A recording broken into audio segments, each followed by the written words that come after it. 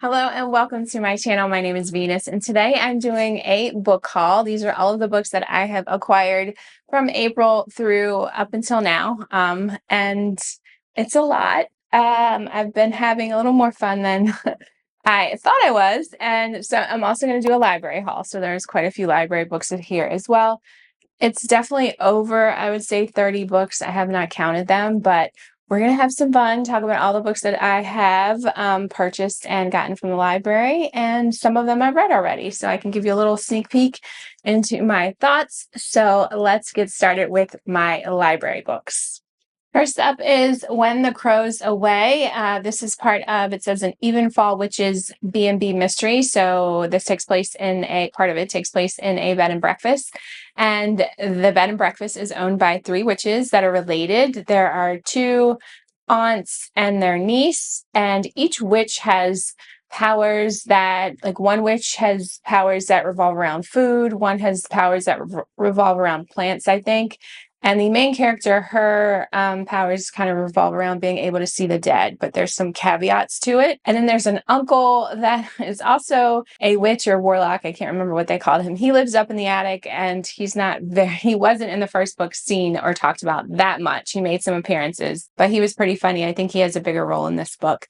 The first one was called In the Company of Witches, and I loved it so much. It is a perfect book to read in the fall. It had all the fall vibes. And it was a great read. This one takes place in the spring, and I don't know much about it, but I really enjoyed these books. I think the author was having issues with publishing another book in this series. I don't know if that's been resolved or not, but I hope she's able to get that worked out because I really do enjoy her writing, and I love the characters in this book. So I can't wait to get to this. And like I said, this is a library book. Next up is another book that has got witches in it. I guess I was feeling that when I was at the library. This one is called Witch of Wild Things, and it says, I picked it up because it said a perfect mix of magical realism and swoony romance. So I don't know much about this. Of course, the sticker is covering up. I just want to read a little blurb here. It says, Sage Flores has been running from her family and their gifts ever since her younger sister Sky died. 8 years later, Sage reluctantly returns to her hometown. Like slipping into an old comforting sweater, Sage takes back her job at Cranberry Rose Company and uses her ability to communicate with plants to discover unusual heritage specimens. What should be a simple task is complicated by her partner in botany, sleuthing Tennessee Reyes. He broke her heart in high school, and she never fully recovered. Working together is reminding her of all of their past tender, genuine moments, and new feelings for this mature, sexy man are starting to take root in her heart. So that sounds like a cute little fun read. This next one I picked up because of a viewer. I think it was a comment on my thriller vlog about how they like to read the old, like, classic thrillers, and I think they named this author. This is called The Maltese Falcon by Dashiell Hammett, and this is was written in, let's see, 1929. So this is definitely an old school thriller, and I feel like there might even be a movie about this, but I don't know anything about it. It says a treasure worth killing for. Sam Spade, a slightly shop-worn private eye. I love books that have private eyes in it.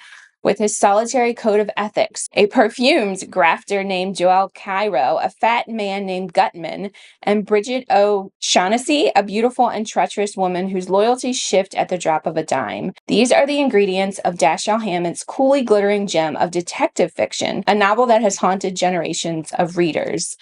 So this is a short read. I actually really want to get to this soon. It's a classic, so 1929, that's awesome. Next library book, Notes on Execution by Danya Kukafka.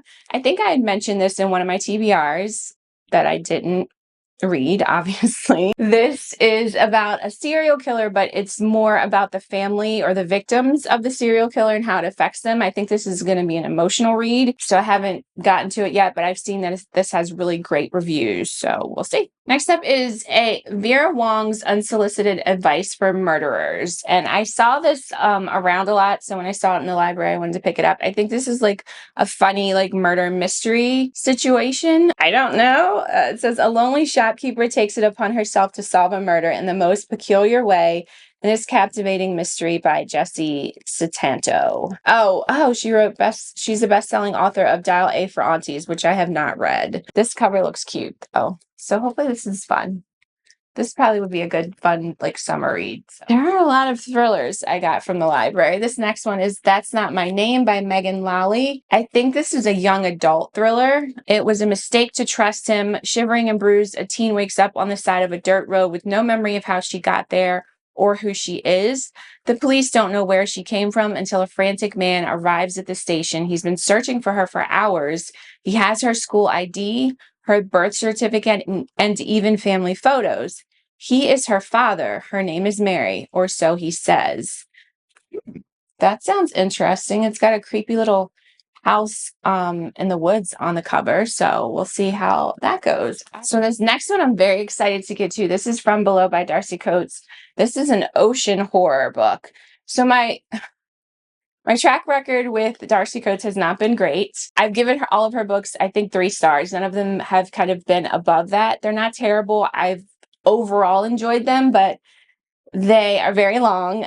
She's very descriptive. They've been more like cozy thrillers to me, but I'm hoping that this one is really, really good. I've heard really good things about it, though I hear great things about all of her books. I don't know if this has mermaids in it. I don't know. Hundreds of feet beneath the ocean's surface, a graveyard waits. Years ago, during a routine voyage, the SS Arcadia vanished without a trace, though a strange garbled emergency message was broadcast. Neither the ship nor any of its crew could be found. 60 years later, its wreck has finally been discovered more than 300 miles from its intended course, a silent graveyard deep beneath the ocean's surface, eagerly waiting for the first sign of life. Hope and her dive team have been granted permission to explore the Arcadia's rusting hull.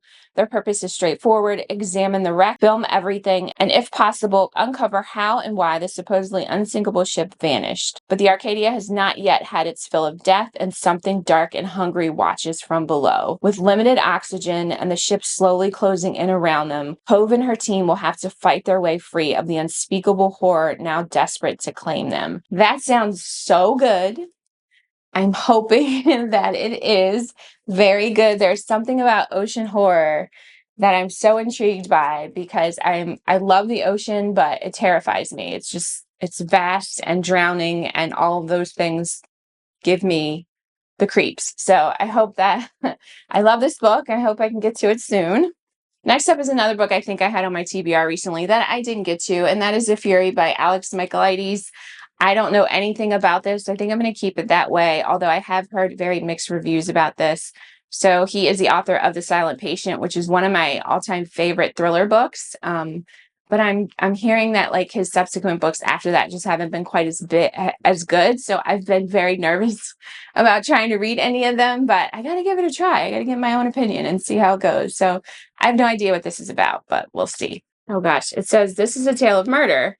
Or maybe that's not quite true. At its heart, it's a love story, isn't it? I don't know. Riley Sager has a blurb on here. Glamorous, sinister, and endlessly surprising. The Fury reads like Agatha Christie and Patricia Highsmith took a Greek vacation together and decided to write a book while there. It's twisted entertainment. I don't know. Have you read this? Let me know your thoughts below. Should I try to get to this or just skip it? The next one is The Reformatory by Tanner Reeve Dew, and I've heard amazing things about this, and I know it's a hard-hitting book. Pretty sure there's racism in this, and it takes place in Gracetown, Florida in June 1950, where a young boy ends up getting put into this school. I think it's called The Reformatory, and I'm assuming there's probably just all kinds of horrible things that happen here. He has a talent for seeing ghosts. So I've heard this author has really amazing writing and just really good hard-hitting topics that she covers in this. So, S.A. Cosby, which is one of my favorite authors, has a blurb on here, "Do at her best." This is kind of thick. Oh, this is like 500 pages. Yeah, over almost 600 pages. Wow. So I hope I can get to this soon. I know this is a newer release. This came out at the end of last year. Yeah, I've heard great things about this. I have not read any of her books, so I definitely want to try to get to this at some point before I got to return it to the library. And then the last library book I picked up because I really enjoyed this author's last book that I read. It was called What Have We Done?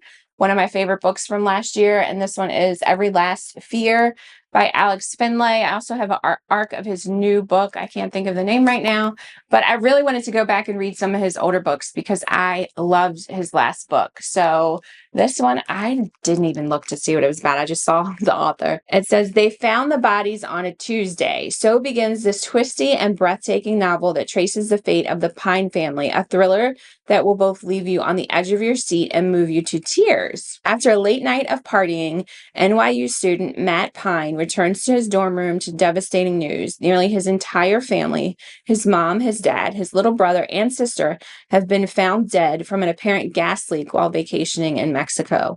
The local police claim it was an accident, but the FBI and State Department seem far less certain, and they won't tell Matt why. And then it goes on from there.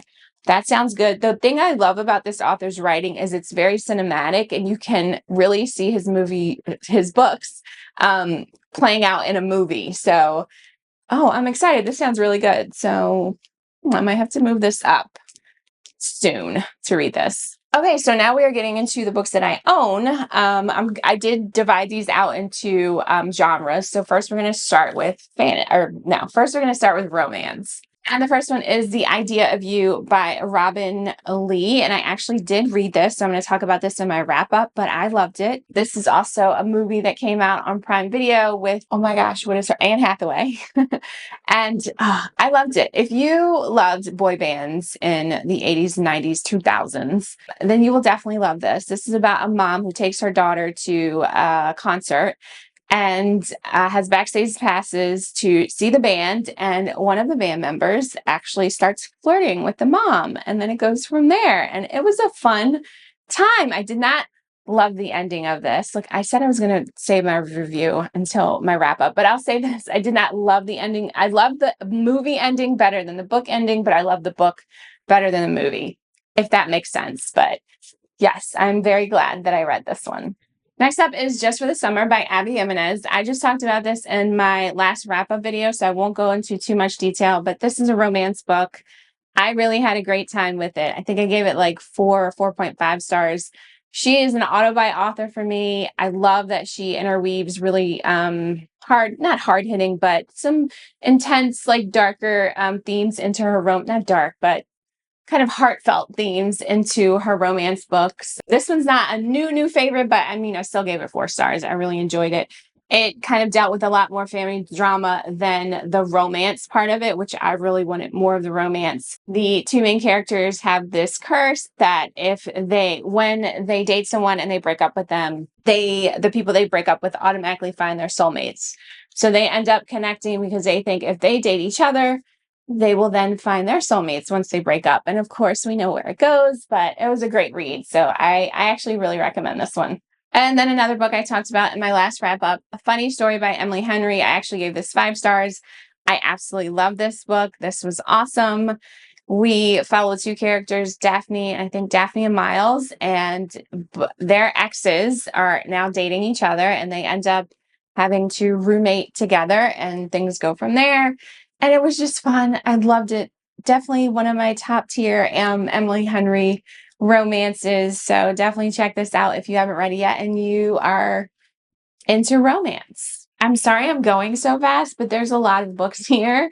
I want to give you like a little taste of what they're about without like going deep into them, because otherwise we'll be here all day. So next up is Magnolia Parks by Jessa Hastings. And I've seen this book all over the place, and I held back from getting it for the longest time, but this cover, I just think it's so cool.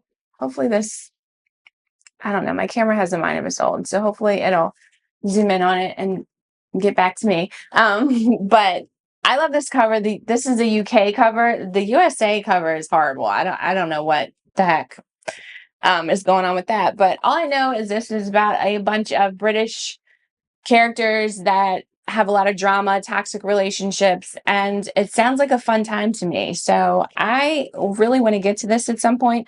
I did not realize how long it was. It's over 400 pages, but apparently I think this might be a trilogy. I've seen people like crying their eyes out reading the last book. So I don't know. I don't know what's happening, but Hopefully I'll get to this at some point, but I had to have this because I love the cover mostly. The next book was my book of the month pick for May, and that's The Ministry of Time by Kayleigh Bradley. All I know about this one is that it is has been compared to Outlander, like a time travel romance book, from what I understand. It says a boy meets a girl, the past meets the future, a finger meets a trigger, the beginning meets the end. I don't know. I was intrigued. I enjoyed the first Outlander book. I didn't get much further into the series, but I love me a good time travel romance. So hopefully I enjoy this one. We will see. Next up, another book of the month pick for May. That is The Paradise Problem by Christina Lauren. I did read this. Overall enjoyed it. I'll save my thoughts for my wrap-up video. I love the setting in this. I think they were in Singapore for this, and it's a fake marriage situation, and it has a lot of rich people in it that are just absolute jerks. Yeah, I hated Christina Lauren's last book, their last book. I hated it. And whatever it is, I'll post a picture of it up here. I can't remember what it's called. I really disliked that book a lot. So I'm glad that I overall enjoyed this one. This is a perfect summer read. I love this cover. I love this cover. Very summer vibes. And overall, I enjoyed it. That's all I'll say for now. And then my last romance book is This Summer Will Be Different by Carly Fortune. I picked this up at Target literally yesterday. I felt like I wanted kind of a summer vibe romance, and this one seemed appropriate. It says, this summer they'll keep their promise. This summer they won't give in to the temptation. This summer will be different. And yeah, that's all I know. It takes place at a beach, and I really liked the colors on the cover. So that's all I want to know going into this. And the first fantasy book is The Never Ending Story by Michael End. And I picked this up because initially I wanted to read this for Old School April. This was someone's, I can't remember who, I'm sorry. This was someone's book club pick. And I really wanted to get to this, but I just didn't end up getting to it. This is actually pretty long. I'm going to be honest. I was really concerned I was going to be bored and that this wouldn't live up to the comparison of the movie. I am going to try to read this at some point. This is considered a classic. When was this published? Initially in 1979. So this is also translated, which I didn't know that. That's cool. Yeah. So at some point, oh, it's got like pictures in it.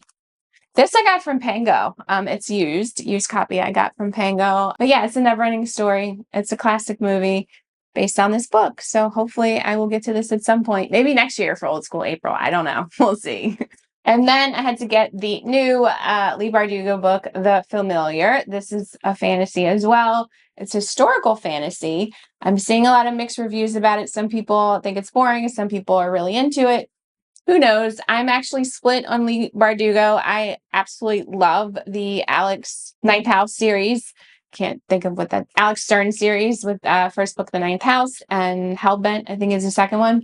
Loved it. I did not like, what is that series that became a show that she did? I can't even remember what that series is called because I DNF'd it because I was bored out of my mind. I can't remember what it's called. Post up a picture here. But I really do like her writing style. For some reason, I just couldn't connect to. What was that series called? Let me see what her books are. Shadow and Bone trilogy. Yeah, I DNF'd that and unhauled it. I still haven't tried the Six of Crows duology yet, which I hear everybody loves that one, says it's better. I actually got this from one of an independent bookstore that I've been meaning to go to. That's about 30 minutes from my house. I don't think I would go back. It's a very niche bookstore. When I went to check out, the cashier was like, "Oh, I'm surprised we have this book," because I guess they don't get there was like no fantasy section really. There was no horror section. They had a lot of children's books, a lot of like, I live in Maryland, so a lot of like Baltimore authors, which is awesome, but there are like current events authors, more nonfiction, a lot of nonfiction in the bookstore, so just not my vibe, but it was I'm glad I went finally. This copy has like the black sprayed edges, and I do like the inside. It's like a bunch of pomegranates, which is cool. And they gave me a book mark, which I thought was nice. But yeah, overall, I don't know anything about this. Fate can be changed, curses can be broken. That's all it says. Well, it says more than that, but I'm not going to read all of it. So yeah, the new Lee Bardugo book. Another book of the month called Five Broken Blades by Mai Corland. I love this cover with these swords on it. Let the best liar win. This is a hefty book. Oh, the font's pretty big though. I read the synopsis and I thought it sounded really good. I don't remember it now, of course. It says, it's the season for treason. The king of Yusan must die. The 5 most dangerous liars in the land have been mysteriously summoned to work together for a single objective, to kill the god king June. He has it coming. Under his merciless, immortal hand, the nobles flourish while the poor and innocent are imprisoned, ruined, or sold. And now each of the 5 blades will come for him. Each has tasted bitterness. From the hired hitman seeking atonement, a lovely assassin who seeks freedom, or the prince banished for his cruel crimes. None can resist the sweet, icy lure of vengeance. They can agree on murder. They can agree on treachery. But for these 5 killers, each versed in deception, lies, and betrayal, it's not enough to forge an alliance. To survive, they'll have to find a way to trust each other. But only one can take the crown. Let the best liar win. That sounds incredible. Now I remember why I picked this one. I haven't heard too much about it yet, so we'll see. But at some point, I will get to this one when I'm in the mood. Next up is another fantasy, The Silver Blood Promise, The Last Legacy, Book 1 by James Logan. This is a debut, I think, from this author. Fantasy book. I'm hearing really good things about it. I don't know. Sometimes I just love reading a debut author's like first work and then hoping that I fall in love with it so I can just follow their career as their books come out instead of trying to catch up with all of new author to me books, trying to read their backlist. So I'm hoping I really enjoy this. It says the author of Traitor's Blade, Sebastian de Castell, says relentlessly entertaining, defiantly idealistic, a daring debut filled to the brim with classic fantasy fun. It says, for fans of Scott Lynch, Nicholas Ames, and Joe Abercrombie, yes, The Silver Blood Promise is an unmissable epic fantasy debut packed with winning banter. I love that. Thrilling twist and blockbuster action. I mean, that sounds like perfect to me. So I hope to get to this very soon, actually. This is kind of a priority for me, this one. And then my last fantasy book is I'm Afraid You've Got Dragons by Peter S. Beagle. He is the author of The Last Unicorn. And I had to get this because I absolutely love the cover. I love dragons. And although I haven't read The Last Unicorn, I did watch the movie and I loved it as a child. So I just felt like I needed this. And I read it. I finished it last week and I really had a fun time with it. It's not perfect. I'll talk about it in my wrap up, but if you like books about dragons and like fairy tale vibes and just like that classic fantasy type setting with not like a super amount of world building, but just a fun little read, then I definitely recommend this book. I had a great time with it, but like I said, not perfect, but definitely recommend this if you're into that style of fantasy. Okay, now we are moving into thrillers, like thriller and mystery. Some of these are more mystery, some of these are more thriller, but there's quite a few of them. So first up is My Sweet Audrina by V.C. Andrews. This is another book that I thrifted from Pango. Do you call it thrifted if you ordered online from Pango? It's a used book. We'll go with that. And I talked about this in my last wrap-up video. This was a reread for me. A little bit of a disappointment because I didn't enjoy it as much on reread. I binged all of V.C. Andrews, the original books that she wrote, because I know when she passed away, she had a ghostwriter. I didn't read any of those books, but this was written by her, started out as a standalone, and then when the ghostwriter started writing, I think they turned this into a series. But this is more mystery. This is very gothic vibes with a jacked up dysfunctional family. So if you're into that, I highly recommend it. I don't really like those kind of books too much anymore, but I definitely think you should at least give V.C. Andrews a try if you are someone who reads a lot of thrillers and mysteries, because she's classic. I mean, you gotta give it a try. So if you don't want to start with any of her like series, then definitely check out My Sweet Audrina, because I don't count the rest of the books that came after this, but I think I ended up giving this like a 3-star on reread. Okay, this next book, I was bamboozled by the staff at Barnes & Noble. This was also purchased on my Mother's Day outing, and it's called Murder Your Employer by Rupert Holmes, who apparently is the writer or the creator of the Pineapple Song. I don't even know what that song is. The Pina Colada Song. I don't know what that song is. But so I'm in Barnes & Noble. I'm doing my thing, perusing the stacks or shelves. I don't know. Do you call them stacks in the bookstore? I don't know. Having a good old time, and I'm around the thriller section. You know, they have all of the recommended thrillers out on this table that are buy one, get one half off. So I'm searching for a sale. And one of the staff members comes through and he's like, oh my gosh, that's such a great book. You should definitely get it. We couldn't keep it in stock. It was like constantly out when it first came out. I don't think this is new. I think it came out last year. But they were just really hyping this book up. 2023, it came out last year. They couldn't keep it on the shelves. So it's like, I don't know, maybe. So I put it down, I walk away, I go somewhere else. I come back to this table because I'm just in the mood to get a thriller mystery. And another staff member comes by. Oh my gosh, you got to pick this book up. It's by the authors, the person that wrote the Pina Colada Song. And literally the same spiel.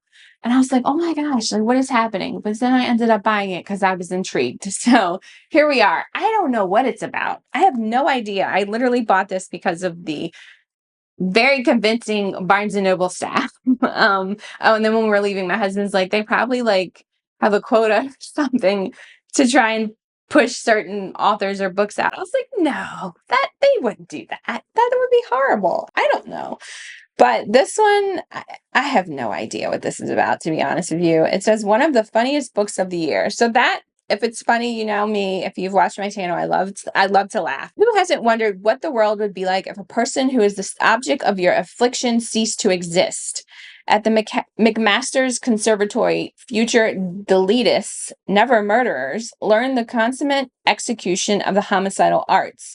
To this sumptuous campus come 3 memorable classmates: self-effacing Cliff Iverson, troubled Gemma Lindley, and Hollywood diva Doria May, all of whom have suffered menacing employers who richly deserve a deadly denouncement. Under the tutelage of Dean Harbinger, Harrow, and the fascinating faculty of McMaster's Halls of Poison Ivy, they hone their craft, each hoping to finesse a perfectly masterful murder. Called an American treasure, a true Renaissance man, and a genius, Rupert Holmes brings his wickedly clever storytelling talents to this outrageous and darkly comic mystery set in a secret, idyllic world where students of all ages learn how to do in others as you would have others do you in. I have no idea what I got myself into. Escape the Pina Colada Song. I don't know that song.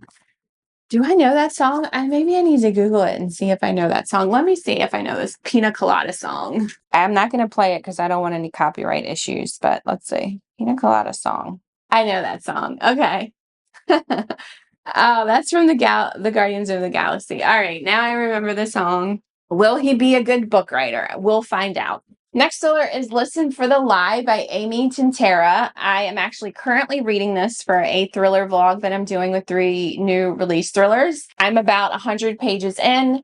This book has been all over the place. Everyone's giving it 5 stars. And as of right now, this is giving me 3-star vibes. That's all I'm going to say about it because I'll save my thoughts for my vlog. But it's a thriller about Lucy, who has been accused of murdering her best friend. And there's a podcast element.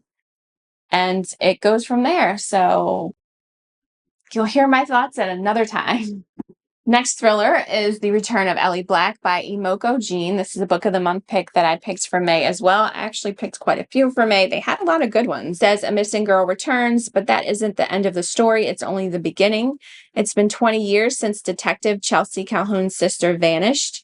Ever since, Chelsea's been searching for signs, for closure, for other missing girls, but happy endings are rare in Chelsea's line of work. I do love a good thriller with a detective point of view. I do really love that. Then A Glimmer of Hope, local teenager Ellie Black, who disappeared without a trace 2 years earlier, has been found alive in the woods of Washington State. Only something isn't right with Ellie. She won't say where she's been or who she's protecting. Now it's up to Chelsea to find answers before it's too late. for herself and for the memory of her sister, but mostly for the next girl who could be taken and who, unlike Ellie, might never return. So that just sounded really interesting to me. This seems to be a shorter thriller. So I've never heard of this author before. I don't know if this is a debut or not. No, it is not. She's a young adult novels, Tokyo Dreaming and Tokyo Ever After, which was a Reese Witherspoon Hello Sunshine pick. Never heard of this author, so excited to check this out. Another very popular thriller going around right now is First Lie Wins, which I didn't realize is a Reese. I thought that was a sticker. It's not. Well, it is, but it's permanent. Reese's book club pick by Ashley Elston. Don't know nothing about this except for it's popular. Sometimes I just get sucked in to the FOMO. Lots of popular authors on the back blurbing this. Evie Porter has everything a nice Southern girl could want: a doting boyfriend, a house with a white picket fence, a tight group of friends. The only catch, Evie Porter doesn't exist. And I'm reading this and I'm like, why does that sound familiar? It's because I literally just read this for the opening of, this is the second new thriller book I'm reading in the thriller vlog that I'm doing. So I haven't started this one yet. I don't have any thoughts, but you will see this very soon in a vlog. Another thriller. I think is this thriller or horror? Let me double check. Or a little bit of both. Who knows? Oh, this is horror. This is horror. Gothic. I did not know this is Gothic. I have not really found a Gothic book that I've loved. I usually find them boring. I hope that is not the case with this one. This is not too long. I've heard really great things about it. There's like I think a like arguing family situation in this. Anna has only two rules for the Pace family destination. Oh, it's like a vacation situation and family gatherings. It isn't easy when she's the only one in the family who doesn't quite seem to fit in. Her twin brother, Benny, goes with the flow so much he's practically dissolved. And her older sister, Nicole, is so used to everyone, including her blandly docile husband and 2 kids. Oh, is so used to everyone. So she must be like a doormat, including her blandly docile husband and 2 kids falling in line that Anna often ends up in trouble for simply asking a question. Mom seizes every opportunity to question her life choices. And Dad, when not remembering everyone who paid for this vacation. When not reminding everyone who paid for this vacation, just wants some peace and quiet. This sounds like drama, drama, drama. The gorgeous remote villa in tiny Monteperso, I have no idea what that is, seems like a perfect place to endure so much family togetherness until things start going off the rails. The strange noises at night, the unsettling warnings from the local villagers, and the dark violet past of the villa itself. Okay, see, when you go somewhere and the villagers are warning you that there's issues, I hope this isn't one of those where you're like yelling at them. Are you guys idiots? Like, what are you doing? Just, what are we doing? It says Jennifer Thorne skewers all too familiar family dynamics in the sly, wickedly funny vacation Gothic, beautifully unhinged and deeply satisfying. Diavola is a sharp twist on the classic haunted house story, exploring loneliness, belonging, and the seemingly inescapable bonds of family mythology.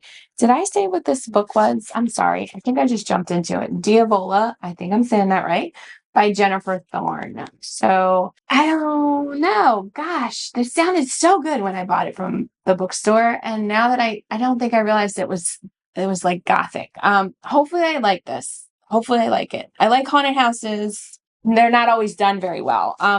But the family drama sounds exciting. So hopefully that'll keep me entertained. And then another book I got on my Barnes & Noble outing for Mother's Day. My daughter actually bought this one for me. I love this cover so much. The VHS thing going on here is so fun. The back even has like rated T for thrilling. Oh, I just love this. I love this cover. And this is a Barnes & Noble edition. I don't think they sell it like this anywhere else. I love this. I only bought it for the cover. I'm not going to lie. I literally don't know what this is about. And I don't think I want to know. I don't think I want to know. Sadly, I've seen mixed reviews about this. Some have said the cover is better than what's inside. That makes me nervous, but I just needed to have this on my shelf because it's a VHS tape, and that is just awesome to me. I have not read any of this author's books. to be fair. I don't know. We'll see. I'm sure you'll hear about it at some point because I do want to get to this rather soon to see what I think about it because I really want it to be amazing with this cover. I just need it to be, although this would be a perfect old school April pick for next year. I don't think I can sit on it that long though. It even looks like it's like ripped up here. That is so cool. Yeah, this was a cover buy, 100%. And the last genre is horror. I only have 2 horror books, sadly, but the first one is Chasing the Boogeyman by Richard Chismar. This I also got on Mother's Day. This one I saw, it took place in 1988, Love Me an Old School setting in Maryland. I live in Maryland, and it's about a serial killer. It just checks all the boxes. This sounds really good. I remember hearing about this a while ago when it came out. When did this come out? This came out in 2021, but I just never got to it. Yeah, so about serial killers set in 1988 in Maryland. That sounds fun to me. This one is actually a higher priority for me as well because I think there's also a sequel to this too. So I am very excited to read this. And then the last book, of course, I had to get the new Stephen King book, You Like It Darker, and this is a collection of short stories. I heard there is a Cujo sequel on this, which I need to reread Cujo because it's been a very, very long time since I read Cujo, and I don't want to read the sequel because I don't remember that much about it. But I've been hearing pretty good reviews about this. You know, Stephen King has been hit or miss lately with some people. I personally did not love Fairy Tale when it came out. I have not read Holly yet because I'm still trying to get through the Bill Hodges trilogy. I love Stephen King. I've never given any of his books less than 3 stars, even if it's not a favorite like Fairy Tale. They're still very entertaining. So I'm very excited to read this. And I want to get to this this summer, but that means I have to try to squeeze in Cujo or just end up skipping that short story for now. But we'll see. But this is the last book that I purchased in April and May. I didn't realize how many they were until I had them stacked up on the floor. I don't really collect anything else but books. Otherwise, I'm pretty much very much a minimalist except for books. That is my little obsession. So book hauls will never end. But I will say I will not. So I made a video about not doing TBRs anymore. And I'm not doing that unless, like I mentioned, for fall or if I'm doing a readathon or something. I'm also no longer going to do unhauls. I just felt icky. If I don't like a book, you're going to hear my thoughts about it in my wrap-ups. I don't want to go on a whole nother, just like have like this whole video dedicated to like bad thoughts about books that I'm unhauling. So people love to hear about like bad things for some reason because my book haul videos actually did very well, but I don't want to do them anymore. Only good vibes here, unless I'm giving a book review, and that's just honest opinion about why I don't like a book. But I don't want to like do it again in a whole nother unhaul video with just books that I'm getting rid of. So I won't talk about that, or excuse me, I won't be doing unhaul videos. But anyway, those are all the books that I've hauled, praying that I don't have to get rid of them and that I enjoy all of them at least enough to keep on my shelves. But we will see. As always, thank you guys so much for stopping by. I truly appreciate it. And I will see you guys again next time. Have a fantastic day. See ya.